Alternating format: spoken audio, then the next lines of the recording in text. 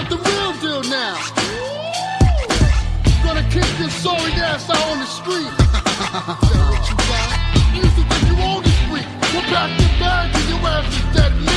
How's it going, ladies and gentlemen, and welcome to week number 23 of the Lowdown Show, Brand Wars on No Holds Barred Wrestling Podcast. We are your Canadian-based WWE podcast that discusses and reviews Monday Night Raw, Tuesday Night SmackDown from the past week, as well as we have our Twitter poll segment called the Luke Gallows Polls and WWE Headlines, where we talk about any important news in the WWE.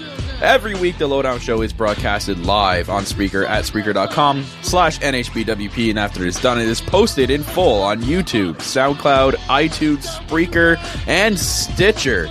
We are everywhere for your enjoyment, and it's easier and convenient for you to listen to us. If you like to join in the conversation, have your thoughts, opinions, questions read on this podcast and discussed, tweet us at noholdsbarredwp or by dropping a comment in the comments section on YouTube.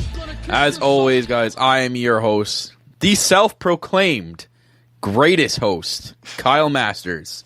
And every week, I'm continuing to be joined by my co-host, the boss, Mr. Corporate himself, the glorious Corporate Cappy. Hey, don't. Soon to be two champs on each arm over here. Oh my God, soon to be two champs. That's right. That's what we'll get into later. Corporate Cappy, how you doing? I'm doing great this week.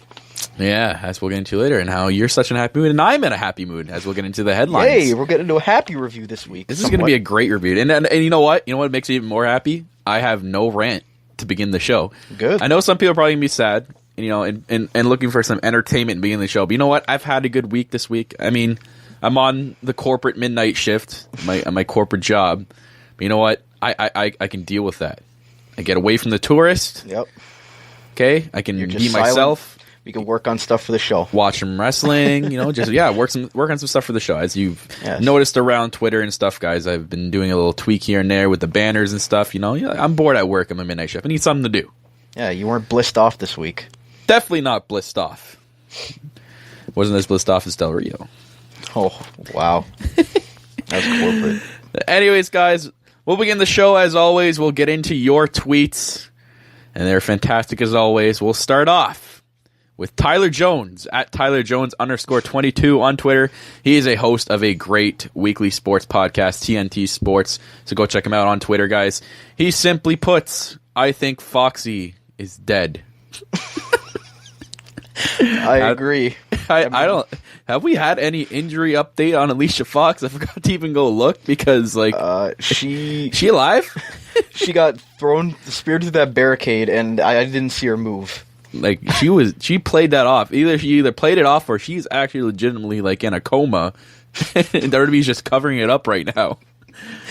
But that's it from Tyler Jones. Thank you, Tyler Jones, for that. Moving on to Irrelevance at Forlorn on Twitter. He puts didn't watch the 3 hours. Man, I don't blame you. Too long anyways. I watched the highlights. Not all. The only thing worthy was Owens versus Roman. He also puts, I watched the full match and it was great. Love the Seth interference. The one reason to watch next week plus.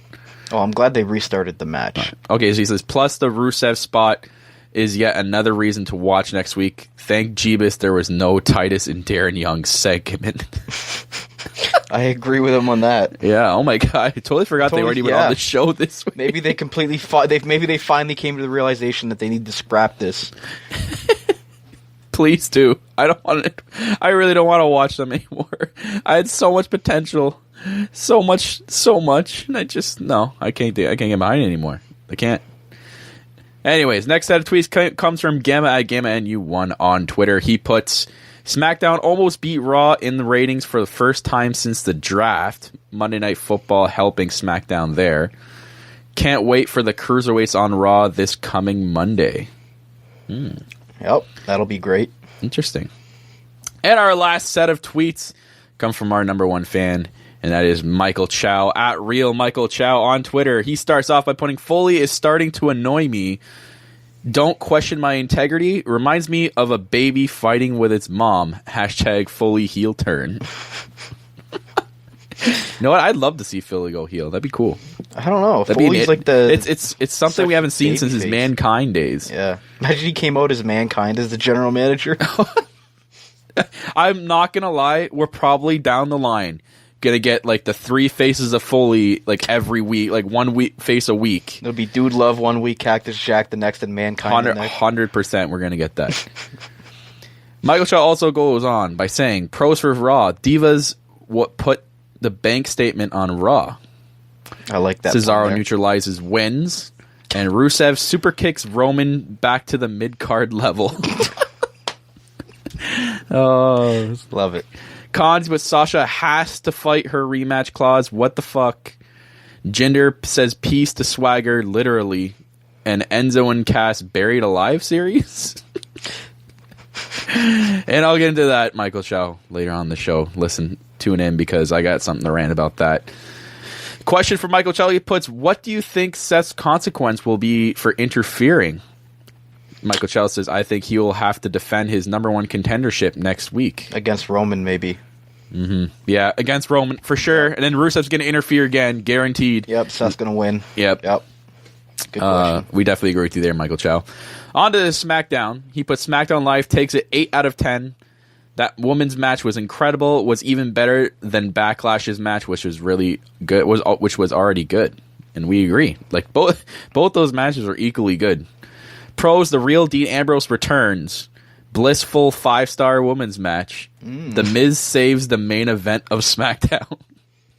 100% I agree with that. What do you mean? I would have Thank you, Miz. I would have rather you seen turned the TV off. James You can't Ellsworth. say anything. Yeah, I know. But I would have rather seen James Ellsworth than Miz. No. That's like saying you'd want to see James Ellsworth tag with the Milkman to face John Cena and Dean Ambrose. Seems like a great match. God. He put the cons for SmackDown. Bray Wyatt can't find anyone else to lose to. Cena sneaks into the WWE title match. And Swagger jacks Baron Corbin's TV time. It's true. That segment. Yeah. That was like, we'll get into that later, actually. I think a little bit of a question here, I think, for Michael Charlie says, Orton has a concussion. Bray's attack at Backlash should have wrote him off TV. Why is he still appearing if he can't wrestle? Yeah, it was weird that he did the RKO on Sunday if he's injured. Why would they even let him do that? Mm-hmm. Interesting question here by Michael Shaw, actually. This is going to be something we can talk about and think of. He says, with separate pay-per-views, which pay-per-view would you like to see return? Mine would be King of the Ring. It launched so many careers. Hashtag Cesaro for next King of the Ring. Yeah, we saw what happened when he won something that meant nothing already in the Andre the Giant Memorial Battle Royal. But, former pay-per-view. So we already have Backlash and No Mercy. We know we're not going to get anything in December because they've already announced it's going to be Roadblock. So they're making Roadblock an actual pay-per-view. Before pay-per-views, I had to think of one to bring back. Like what, like a stipulation pay-per-view? No, he just says because there's separate pay-per-views now.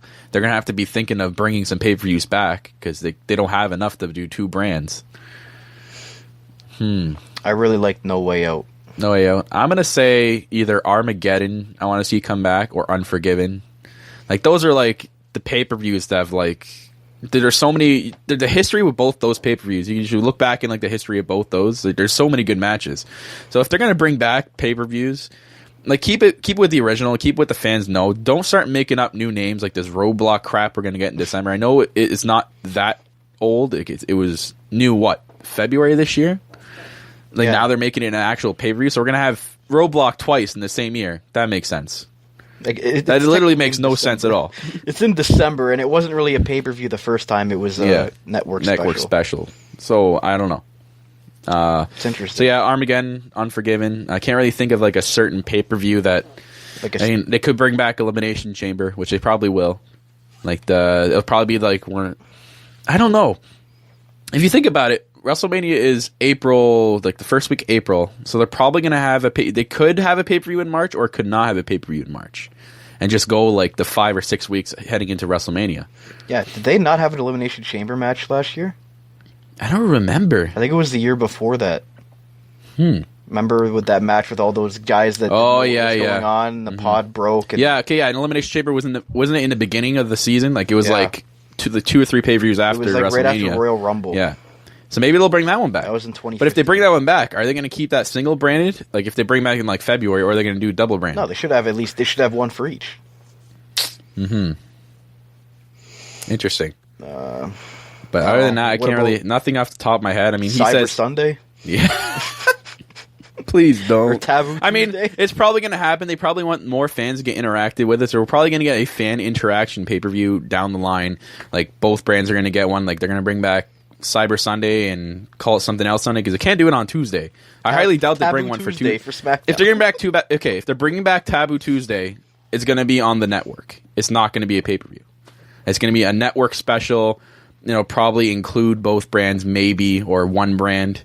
But I don't see it as a actual pay-per-view. And if they do, and they want to bring back 2 pay-per-views for each brand to have a fan interaction, you'd have to call one Cyber Sunday and make a new name for the next one that's going to appear later on in the month on the Sunday. Or you only have one brand bring that type of pay-per-view back to compete with the other brand, saying, oh yeah, we're going to have a pay-per-view with fan interaction. And then the other brand's going to come back and be like, oh, yeah, well, we have a pay-per-view that's solely on, like, Hell in a Cell or something like that, or some sort of other stipulation. They want to compete with each other. Yeah. As long as I know what I don't want to see come back, Over the Limit, Breaking Point, and please, God, don't bring Bragging Rights back. What about Fatal 4-Way?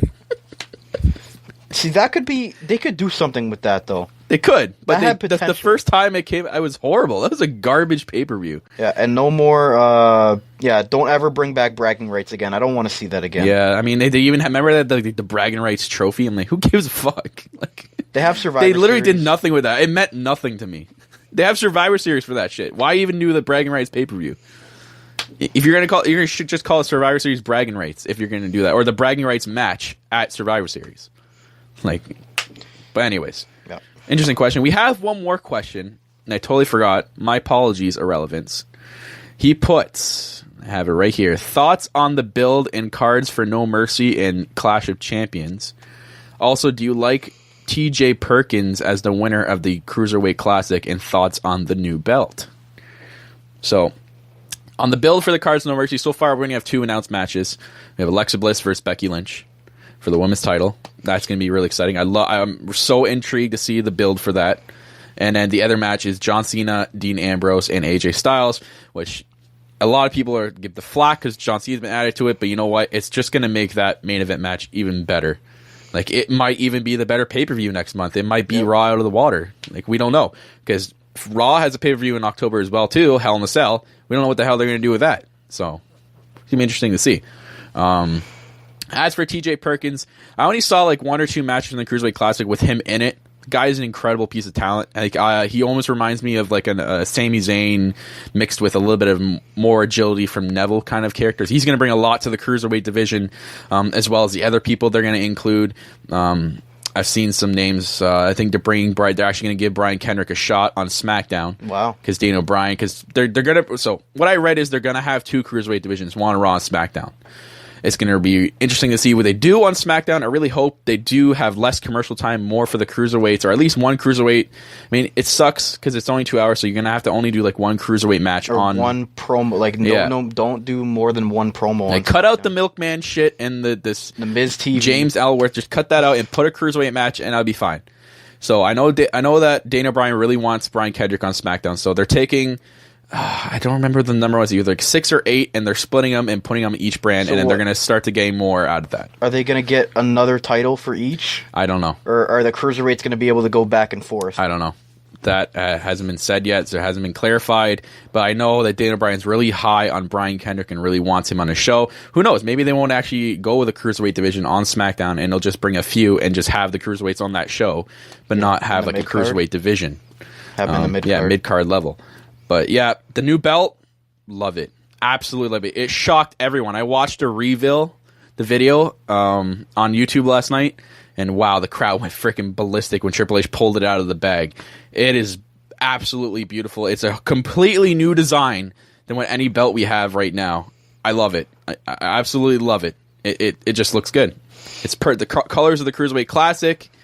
I love it. Yeah, it looks nothing like the old Cruiserweight belt. No. But the one thing I didn't get, and I don't know if it was a mistake by Kathleen Kelly, but when she interviewed TJ Perkins after the match, she says, "How do you feel about being the first ever Cruiserweight champion?" I'm like, maybe she meant the Cruiserweight Classic champion and not the Cruiserweight title champion, because if she doesn't know that there's been a Cruiserweight title for X amount of years, even back into WCW, then how the fuck did she even get a job with WWE? No, she Michael Cold on that one. Yeah. But anyways, guys, thanks for your tweets. Yep.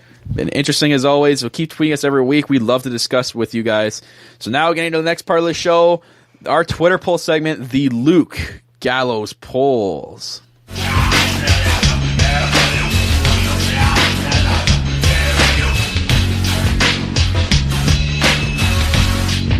That's right. Welcome to the Luke Gallows polls, ladies and gentlemen. Our Twitter poll segment where we pull tweets from our boys at Fun WWE Polls on Twitter. They have a fantastic Twitter. They do all kinds of polls, funny polls, serious polls, all polls for your liking, and we pull some neat ones out of the bag for you. Yep. So, guys, here's our host of the Luke Gallows polls, as always, Cobra Cappy. We'll start it off with, are you intrigued by a feud between Chris Jericho and Sami Zayn? Yes or no? Yes. 76% yes. And I love this. Their segment on Raw with the highlight reel. That was hilarious. And plus the phone smash. Oh, man. And Jericho, I'm going to give everyone what they want. And then Sami Zayn cuts him off. The gift of Jericho sucks. I don't want that gift. And I was looking forward to that gift. I like this feud. I hope they just... You know what? I want to say, like, I hope that they build from this, but you don't have to say that with Chris Jericho.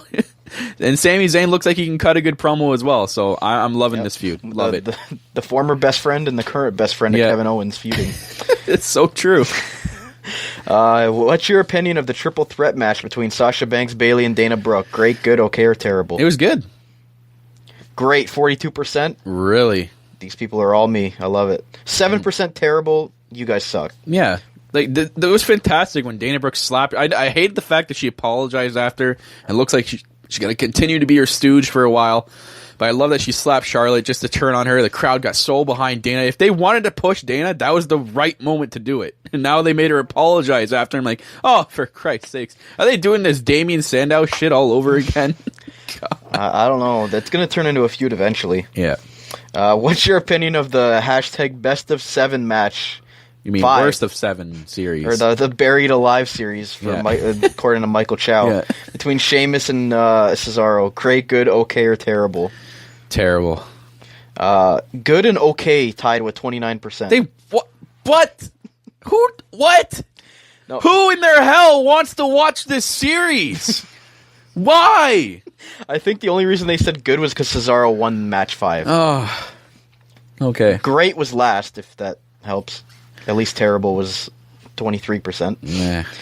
What's your opinion of the Nia Jax beatdown on Alicia Fox? Great, good, okay, or terrible? You know what? I'm going to have to... I would personally say good because at least it's not a jobber, but she basically jobbed Alicia Fox. So, it didn't even end... What did the match end in? I think it's just a no... I think it's billed as a no contest. Like, Alicia Fox is unable to continue... Shouldn't that be a win for Nia Jax? I mean, it should be a win for Nia Jax. I'm going to have to check the record and see what they've put for that. Yeah. Well, either way, great one with 44%. All right. Well, maybe you know what? I would maybe not go that far, but... I think everyone's just happy she's in a feud with actually someone on the roster. And hopefully with someone else next week. What was your opinion of the Luke Gallows, Anderson, and New Day match? You know what? I mean, it's something we've already seen before. And it's something we're probably going to see for like the next couple of weeks because they apparently, you know, the match they had on Raw this week was like pay-per-view quality. They didn't need to go that far, and they did. So now I'm kind of scared of what their match is going to be like a Clash of Champions. I have a really bad feeling it's not even going to last that long, and they're going to win the titles like that. Okay, one with 35%. Yeah, I would say just okay. Oh my god, here's this one. What was your opinion of the Jack Swagger Jinder Mahal match? Great, good, okay, or terrible? I don't know, because I really didn't pay attention. I watched it. It was pretty bad. I was literally on Twitter that entire match. Terrible one with 52%. I would agree, because nothing drew me to get my eyes off my Twitter screen. I just didn't care. If there was one good thing, at least Jinder Mahal finally won a match on Raw. Let's give him a hand for that. Oh, Wait, am I supposed to clap too? Oh, okay, Yeah. sorry. Good for Jinder. That goes back. I'm to the hindering poll. Jinder right now because he's boring as hell right now. There's nothing like his stupid gimmick he has now. I mean, he's trying to be this whole heel character and getting the crowd heat. I just Hey. Okay, if they do something with him, sure. But if not, just go back to don't superstars. hinder Jinder. I'm not okay. I shouldn't hinder Jinder. They, I apologize. Remember that poll a couple weeks ago where it was like, will Jinder win a match on Raw? Oh yeah, before the he end did. of 2017. Hey! He won. Okay, I can get behind that. Maybe. Here we go. All right, next. Which one of these superstars had the best promo for the first segment of SmackDown Live? AJ Styles, John Cena, Dean Ambrose, or Shane McMahon? Sorry, I gotta say it. John Cena. I agree. 45%. He owned Dean Ambrose. He did. That was great. I mean, Ambrose, I'd say, would be in second because of his comment. But Yep. I've listened to a couple other podcasts, one in particular that's our favorite. He says, you know what? Screw it. I'm giving him a shout out. JD from NY. I know a lot of you out there probably listen to him too. Guy's He doesn't need a hilarious. shout out from us. Probably He's got like 50,000 subscribers. probably the most funniest thing I've ever seen in my entire life. But he says that he thinks that Dean Ambrose comment about John Cena Was about Brock Lesnar Yep. and not geared to John Cena. So I'm like, okay. He also said Shane McMahon killed the promo, which he didn't really add anything to it, so I can agree with that. John Cena definitely had a great promo with Dean Ambrose. So Cena won with 45%. What was your opinion of the Usos heel turn so far? Thumbs up or thumbs down? I give it a thumbs up because they're actually relevant now and actually worth watching. I like their new heel, I don't know. Persona, Yeah. like how they come across Thugs, now. yeah. It boosts up the SmackDown division for sure. Because if there's going to be the boring face, no one was getting behind them when they're face. People were booing them because they're affiliated with Roman Reigns. At least that's over. Now it makes sense that they're getting booed because they're heels. So yeah, okay, I can get behind this. And they're like the brutality they're doing on these teams and like kicking they keep doing that injury spot. They injured with the Chad leg. Gable. Like this is perfect. They injured Zack Ryder as well. Thumbs up, almost 77%. Which one of these superstars is the best heel in WWE? Whoa. Kevin Owens, Chris Jericho, AJ Styles, or The Miz? This is a really good poll. Because they're all I'd good. say it's probably a tie between Owens and Styles on that poll. It's a tie between Owens and Miz. Really? It's 30% for each, 22 for Styles. I think that's 18 because for people Jericho. listen to the crowd noise for AJ Styles. People are going to love AJ Styles regardless. That guy is like the biggest star in wrestling history. And people are going to cheer for him. It's like The Rock when he was Hollywood Rock. People still cheered for him. Still chanted Rocky, even though he was a heel. That's the same thing with AJ Styles. He can go around being the heel saying he's the guy that runs the place, and I hate you, and I hate everything you do, and people are still going to cheer for him. It's just because he's it's the factor of it's AJ Styles, and now he's the first ever champion to win a title in like almost every wrestling promotion out there. You could say that all these guys are cheered except for The Miz. So you can make the argument that Miz kind of is the best heel because no one likes The Miz at all. Yeah. But I'm not going with any of those. I think Chris Jericho is the best heel in the company because he just gets he just has the heel persona and again I think it's the crowd factor too, and it's a crowd. There's still half people out that are loving Chris Jericho and love every time he makes the "it" comment or any of one of his quirky, phony catchphrases. Like people just love that, and I don't know, like I feel like he lifts up whatever he's doing, like whoever he's wrestling, I feel like he makes it better. Oh, for sure. I agree with that. So, you better watch it. Here we go. Whoa, Jack Swagger get a career resurgence now that he's on SmackDown Live. Okay, here's the thing with Jack Swagger. I'm going to say no in this situation. I can tell you why. I was going to save this for the SmackDown review. I'm going to say it now. I honestly think that they're not bringing Swagger over to SmackDown for a push.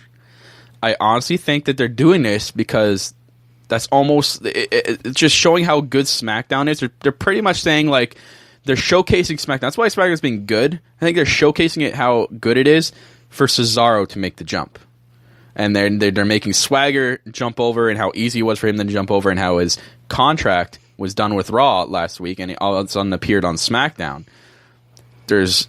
Cesaro's real contract is coming up soon. I think they're going to put that into a storyline, and he's going to leave Raw and go over to SmackDown. He should. I think that's literally what it is. And like, I guarantee you, Jack Swagger sees how they're going to push him. It's going to look like they're going to push him, but he's going to be the influence behind Cesaro to get him over there. 100%. Because if you remember, they were a tag team at one point. The Real Americans. And he's going to influence them to come over. He's going to be like, yo, come be the Real Americans with me, or come over to SmackDown. It's way better. They give you the shot. They give you the opportunity, and Cesaro will eventually end up on SmackDown. Or we might finally get a trade. Maybe we'll get a trade. Maybe. I'm hoping for that. Yeah. Jack Swagger, I don't know. If he's going to keep the same face gimmick, I'm not sure. But if for that poll, I'm going to say, I can't say yes or no, because I think they're slightly going to push him a little bit, but only for getting Cesaro onto SmackDown. Thumbs up on with 59%, so it was pretty close between thumbs up. Maybe I got some people who agree with me. Yeah. What was your opinion of the number one contender match on SmackDown for the women's title? Great, good, okay, or great. terrible? 100% great? Nope, 47. How was that only 40? Okay, good, 39. Terrible, 4%. So, okay, yeah. Okay, that's it. Which one of these teams should Heath Slater and Rhino defend their tag titles against at No Mercy? The Ascension. Usos, American Alpha. They're not even in this. What? Usos, American Alpha, Brazongo, or the Vaudevillains? Well, it's not going to be American Alpha. It's not going to be Brazongo. It's just probably going to be the Usos.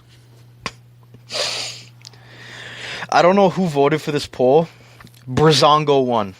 Why? 4%.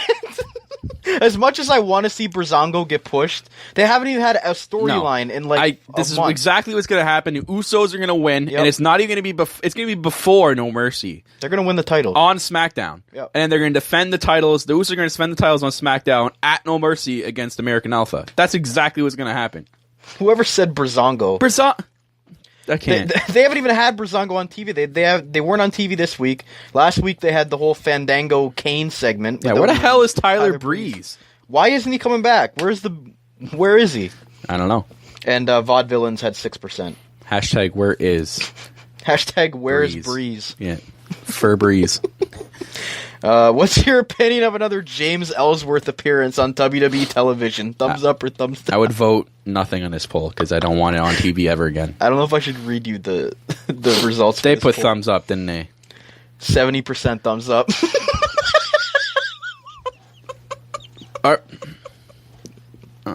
My God. That must be all the goons. Those are definitely the goons out there.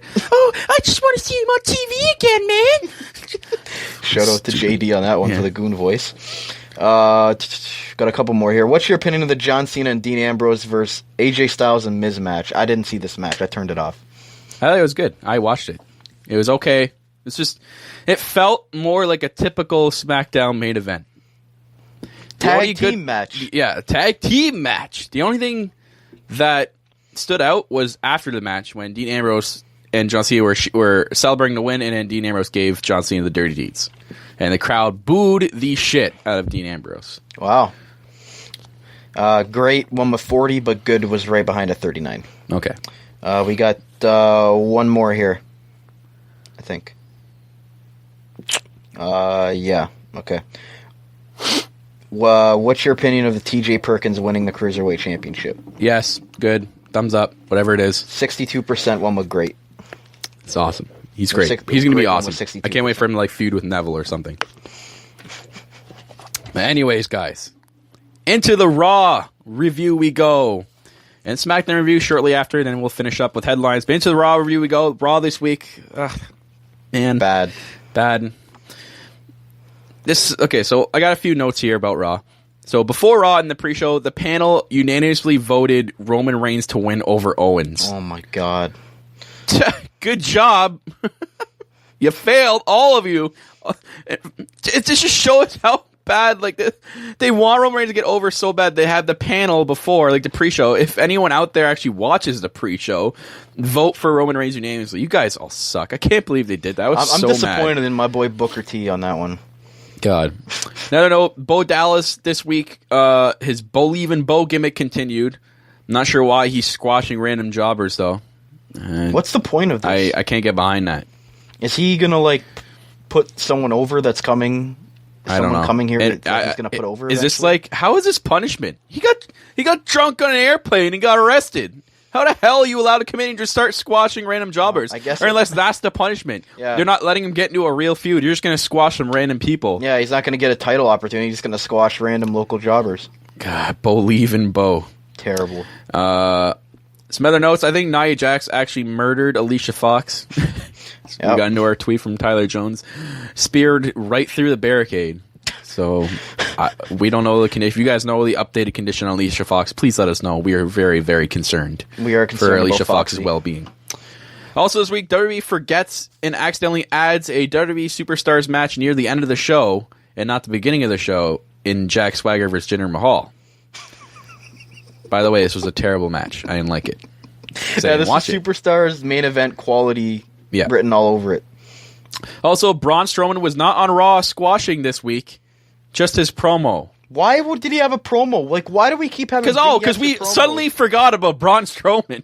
After shit, I'm glad you reminded me, Darby. Fuck, I just forgot he was even here. Holy crap! I'm so excited now for Braun Strowman. Oh, I can't wait to see him next week. I don't just know had that promo.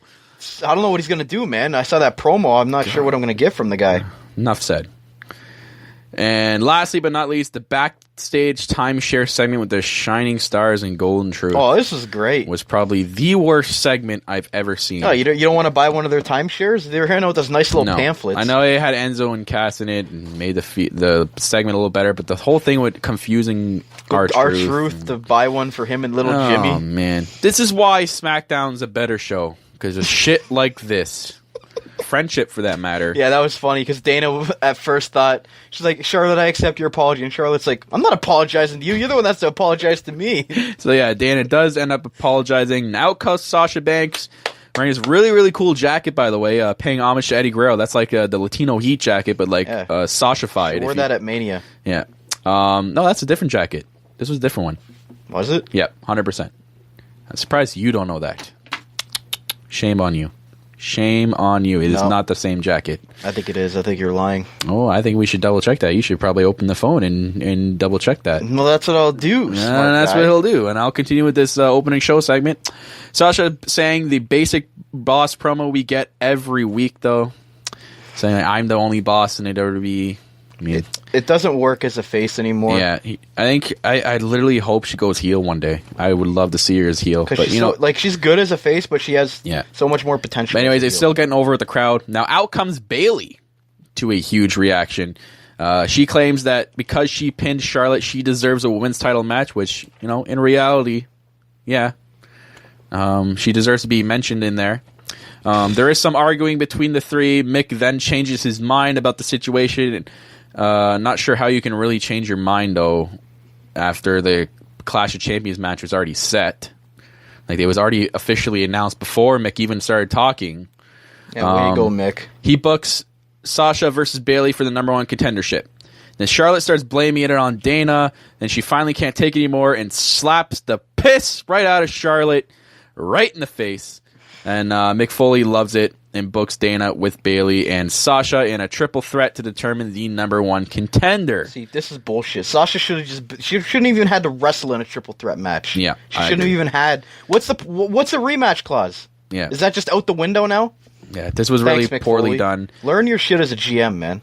Match gets underway to start the show. A really good match as well, though. There's some points where Bayley and Sasha almost had the match won with their finishers.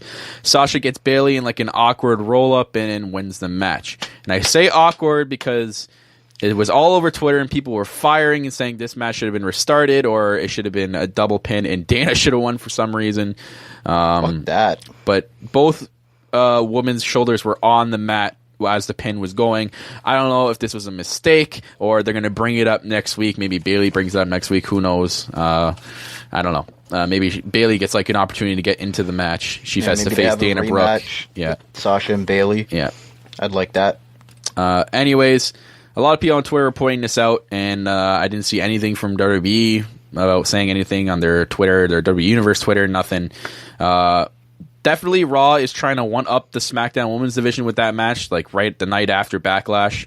And, I mean, if you compare both matches, the Backlash match for the women's title and that number one contenders match. Definitely the Backlash match goes over the top, but I mean that was pretty good on Raw, opening with that. Yeah, I'm glad they're spicing up the women's division on Raw again, because SmackDown is doing a lot with every single one of their women on there. Yeah, I think maybe they're saving Sasha and Bayley 1-on-1 for like later down the line, maybe even up till WrestleMania. Maybe that'll be like the big match.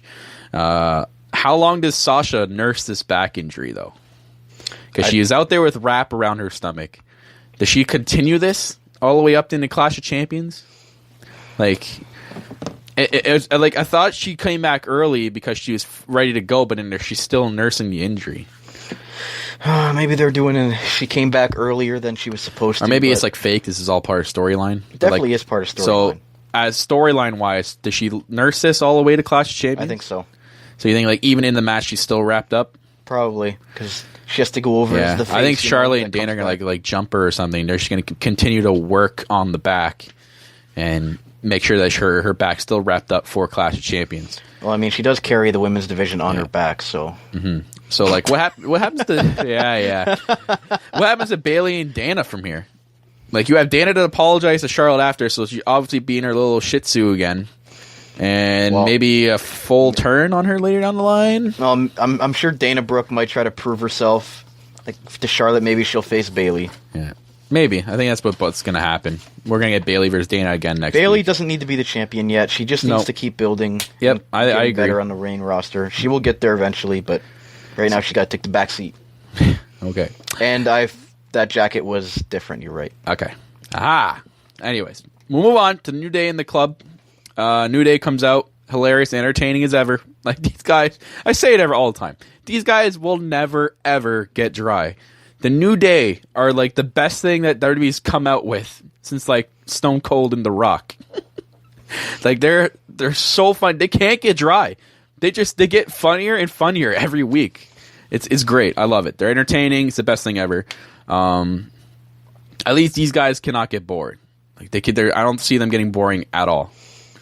Like they start handing out little plastic bowls to people in the entranceway, and then pouring bootios out of a boot. I hope that boot was clean. I get it now. Bootios? Yeah, maybe? But it's supposed to be bootio. Oh, it's funny. This is what I mean. They can't get boring. They keep coming up with stuff like this. Yeah. They get in the ring to start talking about how not funny and entertaining the Old Day segment was from last week by the club, saying it was a waste of time, and start naming things that they could have done with that spare time. The club comes out, plays to the heat as always, start dissing the New Day and saying that they're going to win the titles at Clash of Champions, yada, yada, yada.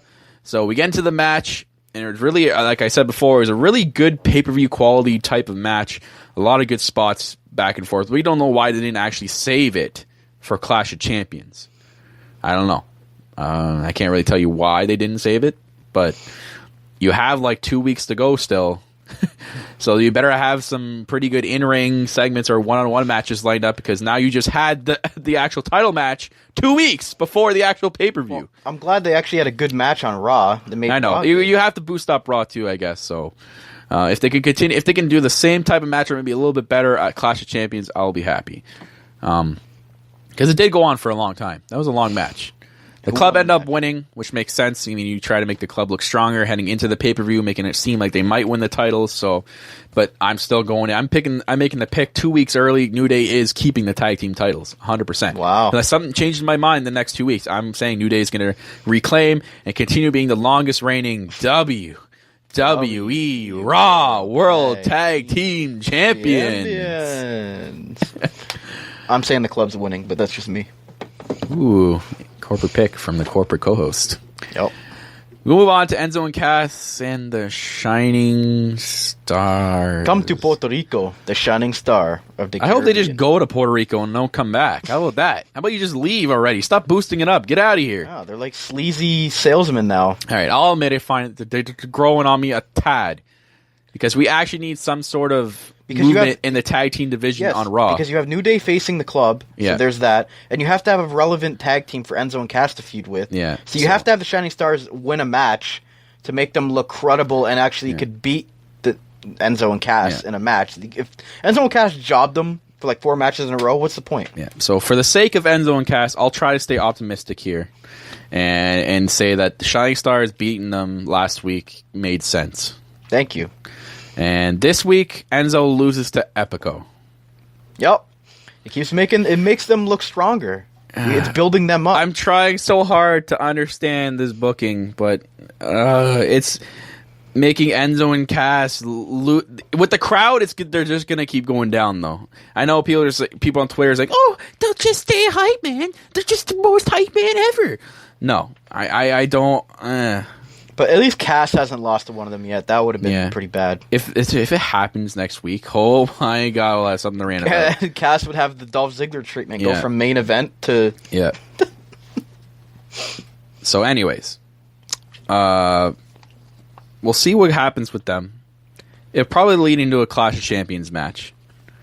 With that, maybe Enzo and Cass should finally win. Yeah, they should. At Clash of Champions. They need some more tag teams on Raw.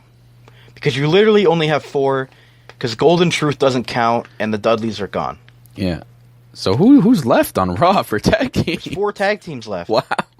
They're going to have to start forming some tag teams, or maybe bring up the Authors of Pain from NXT. Great. And start... They'll be the tag team defeat local jobbers.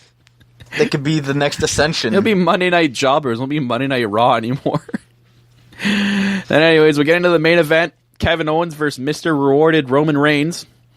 Absolutely hate how Roman Reigns gets every opportunity after opportunity after opportunity after opportunity. But I think this is why WWE is doing this to troll us, to just shove Roman Reigns down our throats. Because I hate when they do this.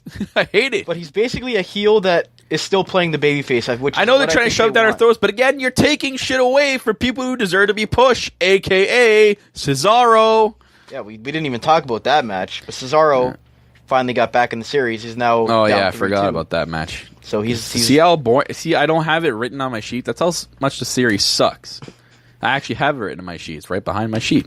So before we get into the main event, actually, we'll talk about the main event and we'll get into the other stuff.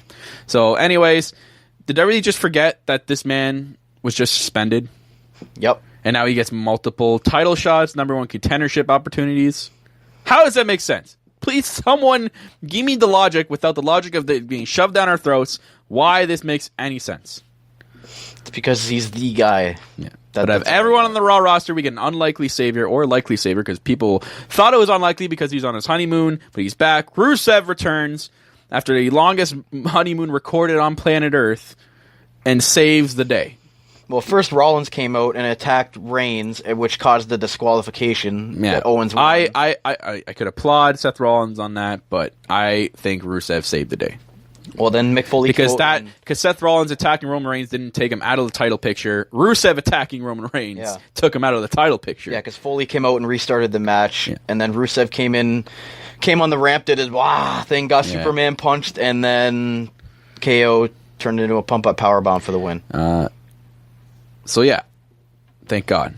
Thank Christ. Thank you, Rusev. Thank you for coming back from your long-ass honeymoon, coming in and super kicking Roman Reigns back to the mid-card level. Rusev just got a face turn from that. No, I'm kidding. Oh.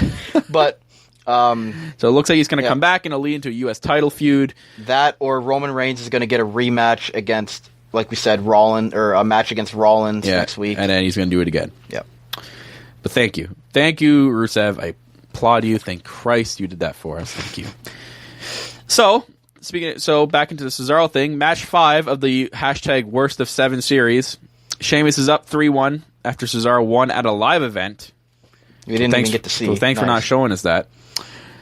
Seriously, no matter how hard I try, though, I cannot get behind this at all. It is bland as fuck. So bland. I don't want to see Sheamus in 7 matches. This may be the most predictable series ever. Cesaro will win next week, and then at Night of Champions, he'll win the series. Guarantee it. And then he'll get 0 reward because of it. I guarantee you he's going to get nothing out of it, and that's going to send him off to SmackDown.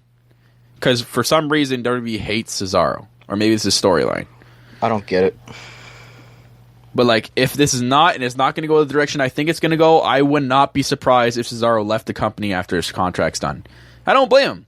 Do you think he wanted to be in a best of 7 series with Sheamus? Who the hell wants to? That's stupid. If it's not for any stipulation, it's not for any title, it's stupid. It's for a future title opportunity. That doesn't even mean... Yeah. They'll probably put Roman Reigns in the match, too. It won't even be a one-on-one match. But speaking of stipulation, their final match at Clash of Champions, if it does happen like that, should have a stipulation. Like, put them in a cage or like a last man standing match.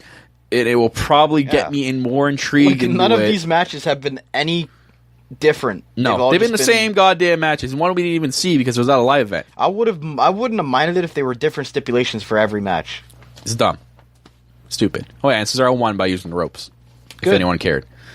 Last part of Raw, highlight reel with Sami Zayn, as we kind of touched base on earlier.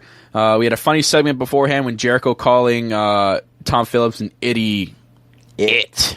Called him like Theodore or something. I can't remember. I don't know, something like that.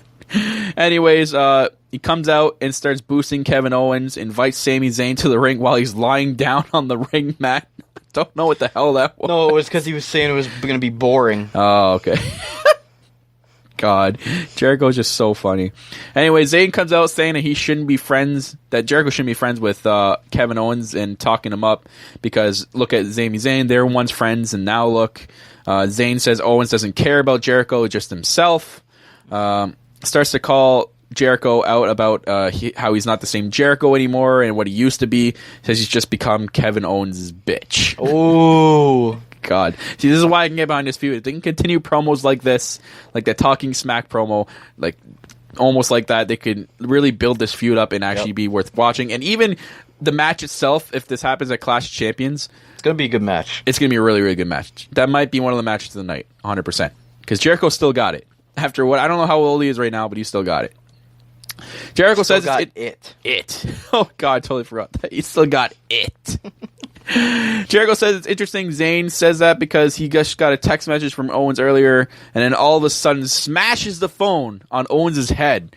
And the thud that made. Zayn's head. Sorry, did I say Owens' head? Yep. My bad. On Zayn's head. That must have hurt, because that was loud. Like, God. And, like, I even saw, like, Sami Zayn checking himself if he was bleeding, because that was incredible. Jericho was like, you don't have his new number. I do. But yeah, it actually seems like this is going to be a really, really good feud. I'm really excited for the Clash of Champions match. I love it. It's excellent booking. What is this? The battle for KO's friendship? I think actually the winner of this will go on to probably face Kevin Owens for the title at Hell in a Cell. That would be cool. Yeah, they should have that as a stipulation. Yeah, or maybe they both get at it and it's a triple threat match. But we all know it's either going to be Seth Rollins or it's going to be someone else. The guy. No, I hope not. Clash of Champions, he becomes U.S. champion and starts a mid-card level feud. But anyways, guys, that's Raw for you. Again, like it was horrible. There were some key points, but it was really bad. Like nothing. Like what's with the 2-minute squash matches? I'm just excited now for the cruiserweight division to come in and actually boost it up more, and now they have some space to put in that 3-hour gap. Like we literally get like 3 squash matches every week. Yeah. It's useless and it's pointless, but we have a 3-hour show, so we're basically gonna have to come to expect this now. Yeah, but at least with the cruiserweights, that can at least maybe only have 1 squash match. And as of right now, like what you said back when the draft was happening, SmackDown is going to become your favorite show. It's becoming my favorite show too, and everybody's favorite show out there because it's I don't better. Like the 3 hours anymore. Like I'd rather it go back to 2. Yeah, I would be fine with Raw 2 hours and SmackDown 2 hours. You can fit everything in that 2-hour gap. Just look at SmackDown, what they've been doing, and I've been loving it as a 2-hour gap. They've been doing incredible things. I mean, there's some times where I'll get into now where they've been jobbing people's entrances, but they only have a 2-hour gap. So, anyways, about SmackDown. Getting to the SmackDown review. It was live from Philadelphia this week. A lot of ECW folk out there giving ECW a chance to Rhino, slowly becoming the better show week by week. It was announced in a pre-show that a number 1 contenders women's title fatal 5-way match would happen between Natalya, Naomi, Carmella, Alexa Bliss, and Nikki Bella. Basically, the rest of the divas who are not the champion on SmackDown. It's nice that SmackDown's using all their women. Yeah, and they're using everybody. Yeah. Anyways, almost every story on SmackDown is worth getting into and watching, unless it involved Eva Marie or Kane. Just putting that out there. We'll open the show off with AJ Styles. Oh, excuse me. Oof. The AJ corporate Styles burp there. made you almost puke? What? No, not puke. I just burped. Oh. We're doing this live, guys. Live. This is live podcasting. Anyways, talking about his title win. Out comes John Cena. I almost left at this point. But you know what happened to him being off TV for 2 months? What happened to this American grit crap? Yeah. What was the point of him leaving if he... I don't understand. Oh, sorry, he left for 3 weeks? Yeah. Anyways, he says he wants what he got taken from him back. Styles thinks it's the wristband, so he just takes the wristband and throws it in the middle of the ring. Yeah, you can have it. Because I got what I really want. And then Cena replies, I also want that back. Wrong. Cena, AJ Styles didn't take that away from you. Brock Lesnar did last year. Hello. God. Then out comes Dean Ambrose. I'm like, okay, this is a good start already. Ambrose calls Cena a lazy part-timer, which we think is a jab at Brock Lesnar, and I think that is. But if it is that Cena, at first I thought it was that Cena. I'm like, I forget what Cena told Ambrose. Because he fired back at Ambrose. He said maybe Stone Cold was right. Oh, yeah, that's right. And it's just whatever, like, the way Cena's presenting himself now. And I was reading on Twitter, people were like, oh, he's just heel Cena. This is the start of heel Cena. No, it's not. This is just more of a better Cena than the usual crap we get from him every time. And when Cena's pissed off and he fires back at people, it's awesome. I can tolerate Cena if he becomes this Cena all the time.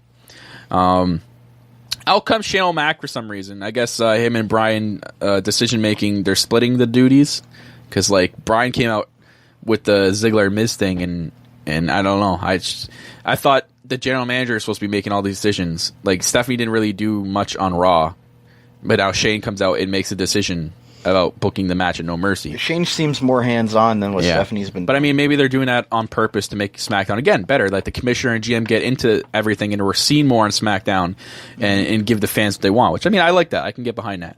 So he boosts everyone's accomplishments individually. Then he books a triple threat at No Mercy between AJ Styles, Dean Ambrose, and John Cena. Then books the main event for SmackDown. And we're going to have ourselves a tag team match. Wow, I didn't see that one coming. And AJ Styles must find a partner to face Cena and Ambrose. So, good opening of SmackDown. I think that was probably one of the better openings in a while. You've seen the return of the good Dean Ambrose, the lunatic, heel type character. Ambrose slowly coming out of his creative shell a bit, and he should continue this to become more relevant, to become more that lunatic as we want him to be. Cena coming back, though, does help the main event picture a little bit. It boosts it a little bit up. I don't think everyone just wanted to see a one-on-one match between Ambrose and Styles again. But I thought SmackDown was the land of opportunity, though, for SmackDown's future stars. Not part-timers who have been here as long as Michael Cole. So I guess John Cena's an exception. I know John Cena boosted up a bit, but I think this probably should have been an opportunity to start a new feud with Styles and a future star like Apollo Crews or Baron Corbin, someone who deserves a shot. So I don't know. Well, you can look at it both ways here, and both ways, could work. Like both ways are good, and both could but make Ambrose sense. needs to have a rematch. Yeah, I agree. Moving on, Hype Bros facing the new heel Usos in a Backlash rematch, which lasted 2 minutes and something. It was a really, really quick match. Really quick. Of course, both entries get jobbed for commercial time. I don't know. I know it doesn't sound like much, but come on. It's taken away a little bit out of it. I don't know. It's just a little thing. I think it takes away from the match. The Usos are heels. It makes sense right now, and it's a good way, as we said before. They stand out in the tag team division. Mojo Rawley is definitely another standout. Guy's been getting crazier and looking more intense and better than ever every week, especially last night at Backlash and on SmackDown this week. Yeah, I think he could definitely pull a singles gimmick if him and Ryder ever split up. Guy's got such a high motor. He I think he would probably need to touch his mic skills a little bit. I haven't really heard him talk in the mic, so we'll have to see how he does if he ever went on a singles push. So match only lasted 2.5 minutes. Super kick to Mojo, and then the Uso splash for the win. Yep, and then the injury angle again after the match. Yep, they keep to Zack Ryder. Yeah, they keep attacking the back of the leg. Yeah, I like this. Other than that, nothing much to say. Usos are probably feud with Rhino and Slater when the titles, and as we said, American Alpha for the titles at No Mercy. Yeah. Moving on to the Miz in-ring segment. God. He comes out to the ring talking about people calling him a coward. He says he's made the IC title more prestigious than ever, and says he's the greatest Intercontinental Champion of all time. Yeah, well, he's full of shit. Miz, I cannot put you in the same category as Anyone. the Honky Tonk Man, who was still the longest reigning Intercontinental Champion of all time. I cannot put you in contention with Shawn Michaels. I cannot put you in contention with Bret Hart. I cannot put you in contention with all these guys who've won the Intercontinental title and made it prestigious. You're not there yet. Slowly in the last couple of weeks, you've been kind of turning people's heads with the Talking Smack segment, but it didn't continue from there. Like, if you continue that intensity and continue that intensity as the IC champion, I think you could be in contention with one of the greatest IC champions of all time. But because you haven't really, and you've only held it for like 160-something days, but that's because you've hardly defended it in that amount of time. So, I don't know. This is some of Miz's best work that we've seen in a long time, but it's still... And I've been noticed too, I don't know if a lot of people have noticed too, his in-ring abilities have improved as well. So he's not being the coward like Daniel Bryan. Yeah, he needs to build. He needs to keep on this and build from it. So out comes Dolph Ziggler, looking very serious. Gets into the ring and basically asks Miz not to be a coward and give Dolph Ziggler a rematch. Daniel Bryan comes out, starts to call out Miz on him and Maurice cheating at Backlash, and Dolph Ziggler will get his rematch.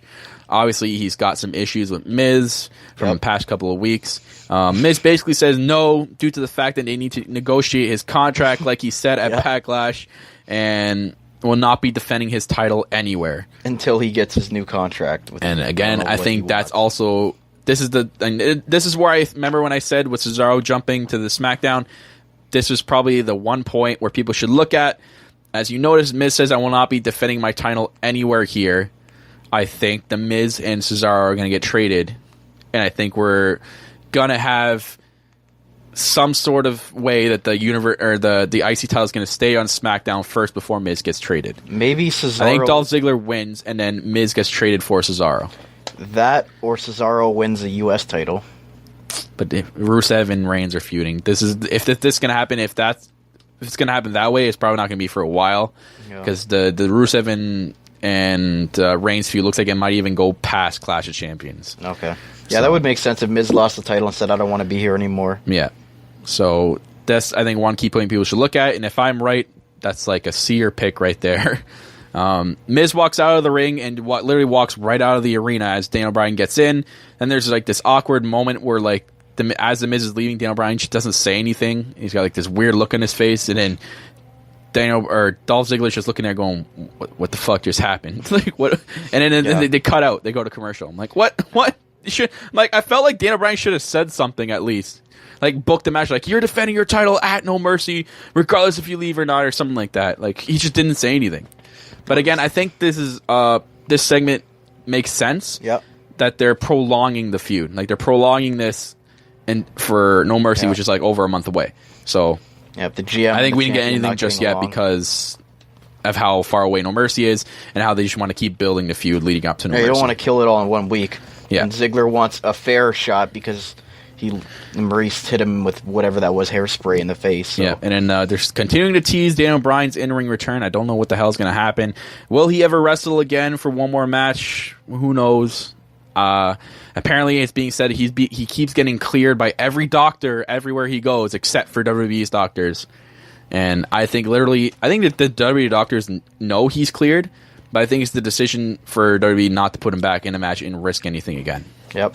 They literally just don't want him to become a potato. But I mean, you look at Christian. The guy's had like multiple concussions, and he's still good. Yep. But I think it's just the risk factor and what's going on in sports right now with concussions. I think it's just WWE playing it safe. So who knows? Maybe we'll get one. Maybe we won't. We'll have to see.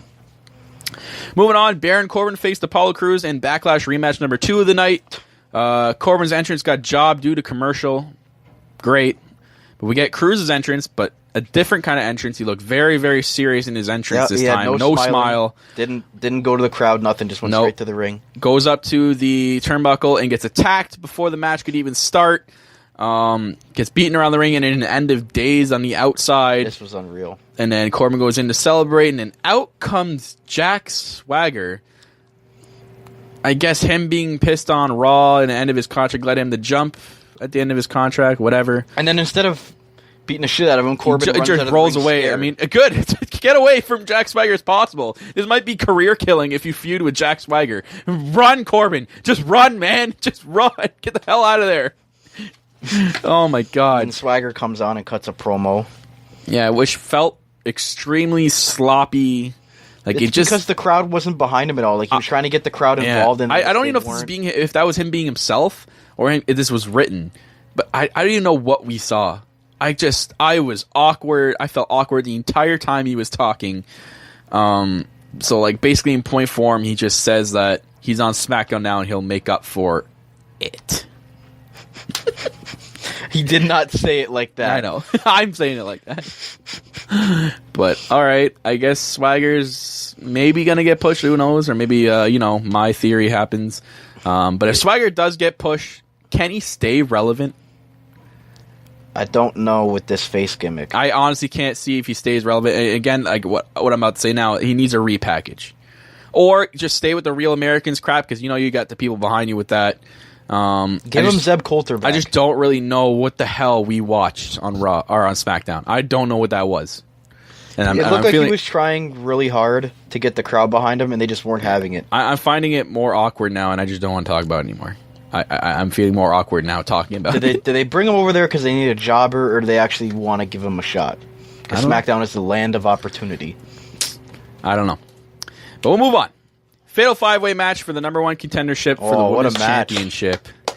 Oh, God. And this match, ladies and gentlemen, was an instant classic. Really good match. First, Becky comes out as the champion. Crowd chanting, "You deserve it" for Becky, and props to Becky Balboa. Yeah, Becky Balboa, baby. Yeah, so it basically says, "Bring it on, bros." Wow. Oh man, he's trying to be so hipster. It's hilarious. But yeah, I love Becky being champion. I love it. I really absolutely love it. It's the right idea, making her a credible champion and the number one woman on SmackDown currently. So I love it. Glad it's not fucking Nikki Bella. Anyways, the match, instant classic. This is probably definitely better than SmackDown or from Backlash's one, or at least the same caliber. Like it was really good, and it definitely beat Raw's out of the water. Good this for week. all five of them put up a good match. Yeah. They need to continue after though, because now we have the winner from this number one contenders match facing Becky Lynch. And after this, like in the continuing weeks, they need to keep doing this and have more women interactions. Not with the main event picture, but with more feuds happening. Yeah. And my God. And they're going to continue Carmella and Nikki 100%. No, we all know the Black Cloud is coming back to the division. It's going to hover over it. It's now a black cloud. It's not red anymore because she dyed her hair. She's now has black hair. So is she going to be labeled as all black everything or all red everything still just with black hair? Can she just never come back? I'm actually glad. I love the division without her there. Yeah, but we know, as you said, the Black Cloud is coming back. We all know it. She's coming back. God, if she would have been in these two matches, I don't think they would have been. I don't think she would have wrestled. She probably would have tore a quad or something. Oh no, I brought the wrong shoes out. I gotta go, or I'm stuck in traffic again. I can't make the match. Make it a fatal five. Or it would have been a fatal 6-way. Make it a fatal 5-way. I can't be there. I can almost guarantee you that if she was here right now, she would have won that match somehow. She would have won this. You're match. right. I actually have to agree with you that she would have, and it would have sucked. She would have won it in the same way by Yeah, but into the match. Unbelievable. So many good spots, just like the Backlash match. Crazy ending. We have Carmella super kicking Nikki as she's trying to give her finisher. Carmella tries to go for the pin, gets thrown out of the ring by Alexa Bliss, and she capitalizes on it and pins Nikki Bella out of all divas. What a opportunist! Wow. Right there. Honestly, did not see this coming. I'm not going to be the biased one here and tell you that I wanted Carmella to win. I knew Carmella was going to win. I knew she wasn't going to win because I knew her and Nikki were going to keep feuding after this. So I knew it was either going to be Natalya, Naomi, or Alexa, and I'm probably like, okay, it's going to be maybe Natalya. Yep. And I really didn't want it to be, but honestly, Alexa Bliss winning. So glad she's getting a shot already. She was the first one eliminated in the Sunday match, and now she comes back. You know what? It's a really good idea. I think it's a really good idea. It's a really good first feud for Becky. I don't think Alexa's going to win the title. This should be interesting. I like the way that they're building this, and this should be an interesting feud. It's going to be a feud we haven't seen before, and it's going to be a build-up we haven't seen before. This is why SmackDown is winning every goddamn week, because we don't see the same crap every goddamn week. They're actually giving us new people. Yeah, I love it. I can't wait for the Alexa Bliss push. Yeah, she's definitely not blissed off anymore. Yep. She's blissed Harley out. Quinn herself. Yeah, blissed out. Yeah. Next, we have the official contract signing for Heath Slater. Slater Gator. God. Shane is in the ring with the table and the contract, announces Heath Slater being well-deserved of this contract, and invites the new tag team champions to the ring, and out comes the new champs. He's got a new shirt. It says, I got kids on it. On the back, I need this job. Oh, it's great. He signs the contract. It is now official. Heath Slater is a SmackDown superstar. Yay, the month finally. No half long. So now that Heath Slater is a superstar, who is now the hottest free agent? I guess it technically was Jack Swagger for a day. Yeah. So you got Luke Harper, Tamina, Emma. I'd say probably Emma. 100% Emma. Tyson Kidd. I mean, I don't know if Tyson Kidd's ever going to come back. I don't think he's ever coming back. But I'd say Emma, and I hope Emma ends up on SmackDown, to be honest. No, I hope she ends up on Raw. Raw needs a little bit of a... Yeah, I guess so. I mean, I guess we're fine with the women on SmackDown. But anyways, out comes a new chance. Heath Slater again with his new shirt, signs his contract. Then out comes the Ascension. Jesus, forgot that you're even still on the roster. Like, holy crap. I literally forgot they're on the roster. Which is so sad. I mean, there's so much talent wasted here with the Ascension. Not even that. They were so big in NXT, and now WWE's just like watered them down and become jobbers. You've got 3 heel teams that we never see in Breezango, the Vaudevillains, and the Ascension. They never do anything. What's the point? Unbelievable. And they're credible tag team champions. I don't understand why they get pushed aside for shit that we don't want. They should have They should have inputted some of those tag teams into that second chance match. Remember that the Usos and Hype Bros had? They should have added a couple more teams. I don't understand. They gave the Headbangers more time than these guys have had. Oh, don't even get me started on Hot Topic's best employees. Okay. He calls out Heath. Okay, so the Ascension come out. They call out Heath for saying that he would defend his titles anywhere, anytime. Shane basically likes the idea and books the match for right then and there. So they're rolling up the carpet and everything. And Slater and Rhino are going, what the hell? Yeah, but they have to. They're superstars now. He's going to have to keep doing this. So into the match we go, basically carried by Rhino the entire match. He gores, picks up the victory for the pair, and retains their first title defense. But I do really think this will eventually lead to a Rhino heel turn on Heath. They teased it in the promo where Heath tried to touch him, and he's like, don't touch me. Yeah. And Rhino does all the work in the matches. Like, Heath literally gets the shit kicked out of him. Yeah, the entire match. And Rhino carries it. It's inevitable. He won the titles for them. He won their first title defense for them. So it's gonna happen. It's inevitable. Inevitable. It's gonna happen. 100%. Do you think the crowd's still gonna get behind Heath Slater? Yeah. Even when they lose the title and now he's got the contract? It's just I don't know when it's gonna happen. But I think I can sense something happening here. Yeah, I think they're going to lose, like you said, I think they're going to lose the titles to the Usos on SmackDown at some point. Yeah. Anyways, moving on, Randy Orton, Bray Wyatt's weird, useless, boring promo. This sucked. This was probably the worst. This brought the rating down for me. I could have gave SmackDown a perfect 10 this week. Nice. But, going off of Bray...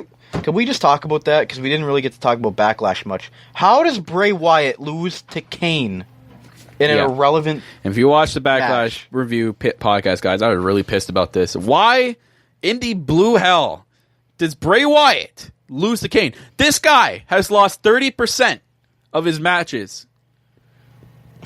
I can't remember the last time he won. Scratch that. He's lost 70% of his matches after starting in the WWE. 70%. It's probably higher. He's only won 30.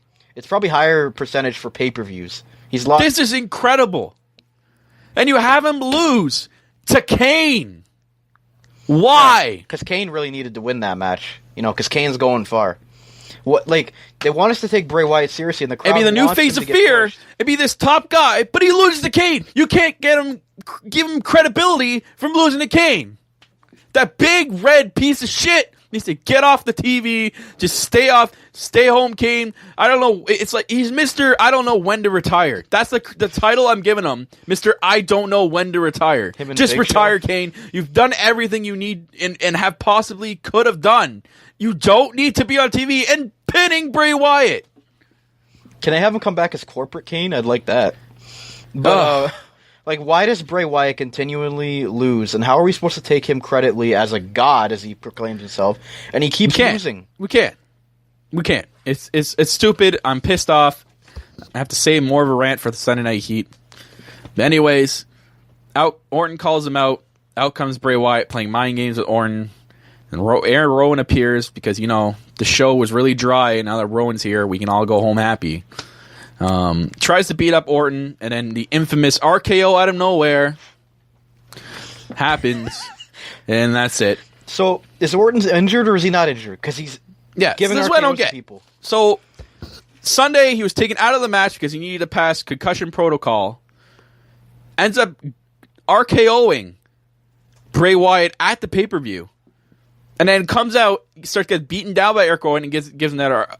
How are you allowed to do that? If he's injured, keep him off TV. I don't know. I don't know. I don't even know what to say. So I guess Randy Orton's cleared then. I thought he needed to go through concussion testing. I guess he passed. And they're not telling us. And it looks like their feud will continue now until No Mercy and conclude. I hope, because this is just getting more drier and dry. It's just becoming like the Titus O'Neil and Darren Young thing. I'm just hoping they actually have a match at No Mercy, and we don't get anything to do with Kane or anything else.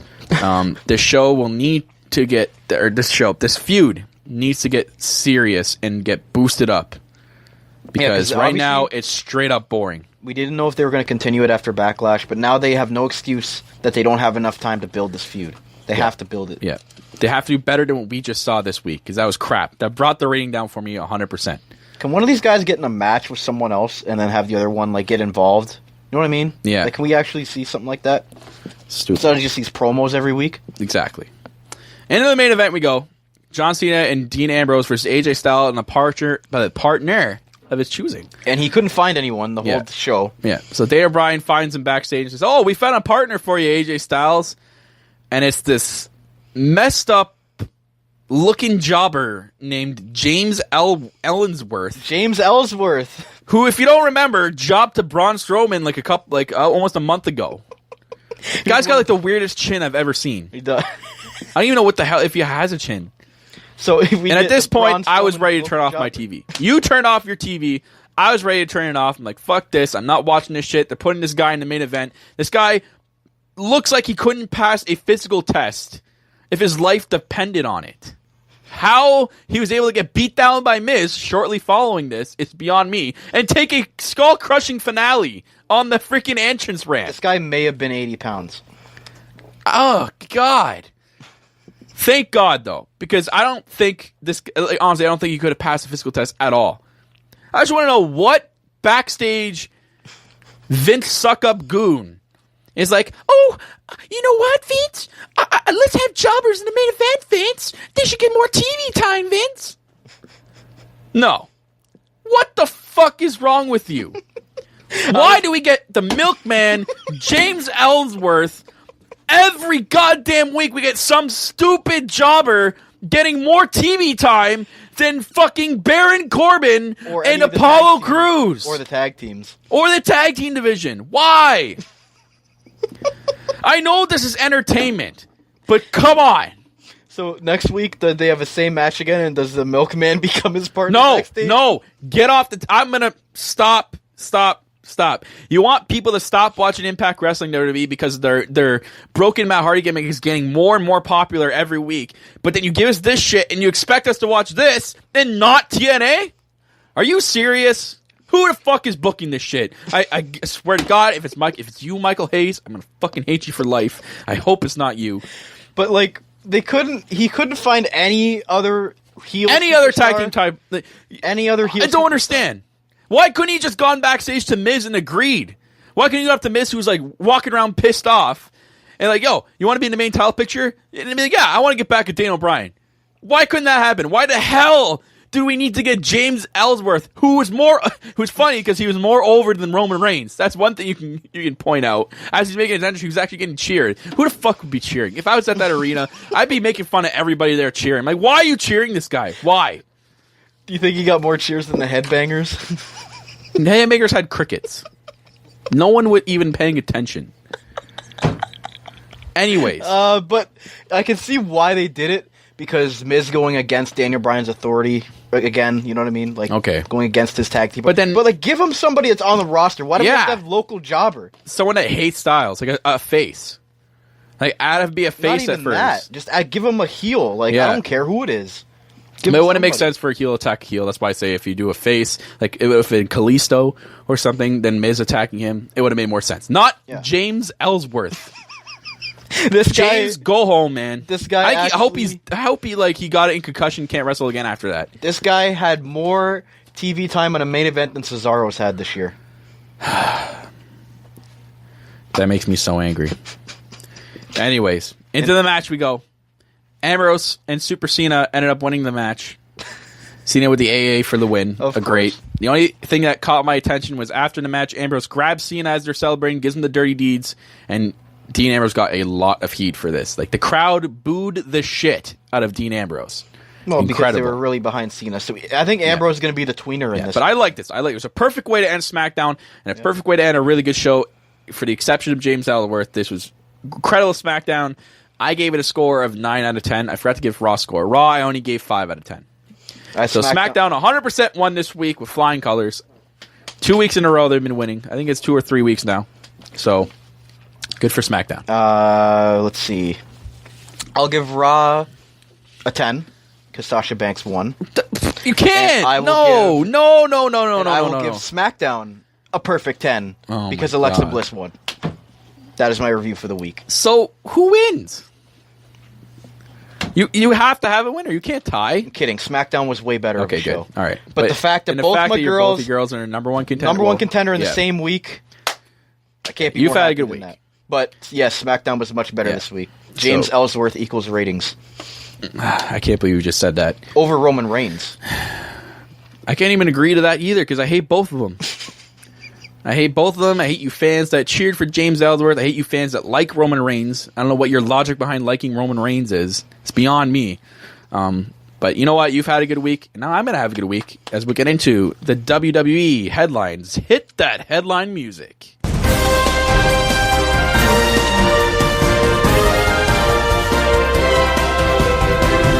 That's it. Welcome to WWE Headlines, guys. And we have one perfect article for this week. Wow. And I cannot believe it.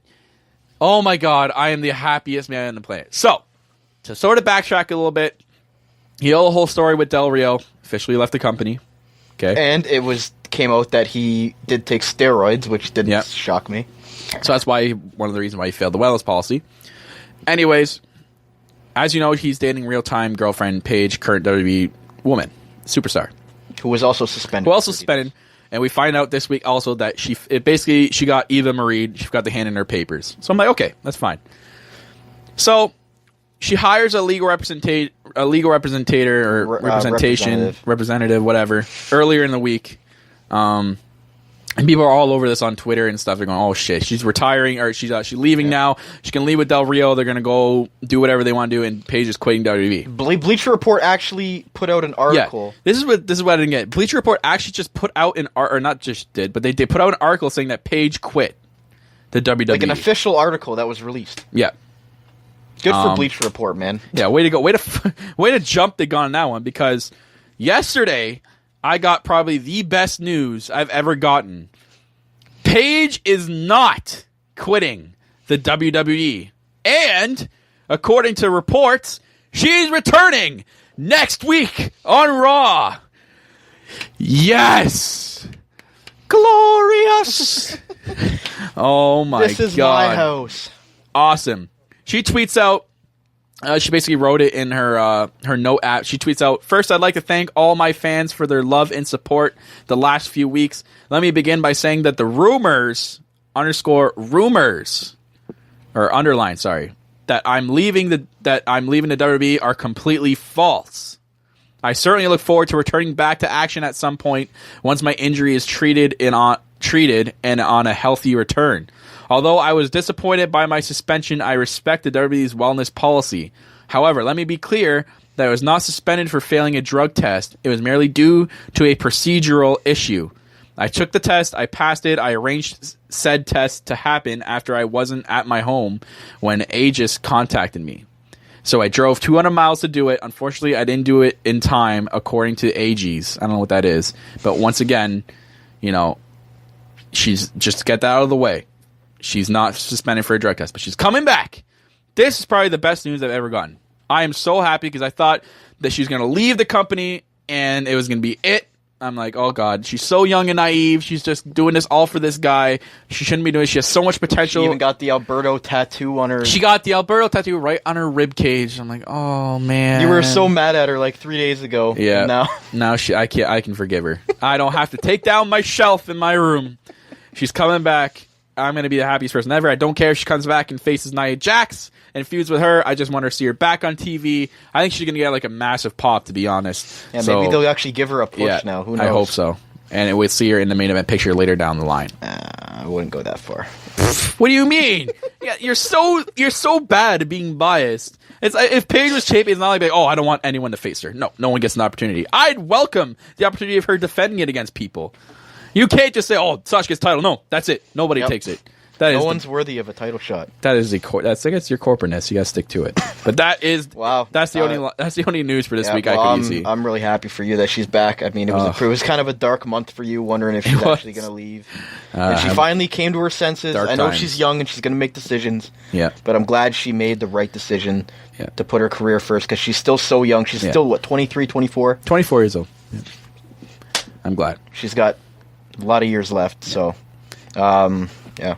Yeah, that's it, guys. So, anyways, before we end the show, shout out to Teddy Long. It's his birthday today. Oh, yeah. Happy birthday, Teddy Long. But anyways, to end off the show, or before we end off the show, I'd like to announce, as you saw on our Twitter, a new show happening and another announcement we're going to make right here on the podcast. So, first one, the new show happening on Sunday nights. It'll be called the Sunday Night Heat. I did have it before, but now I'm going to bring it back.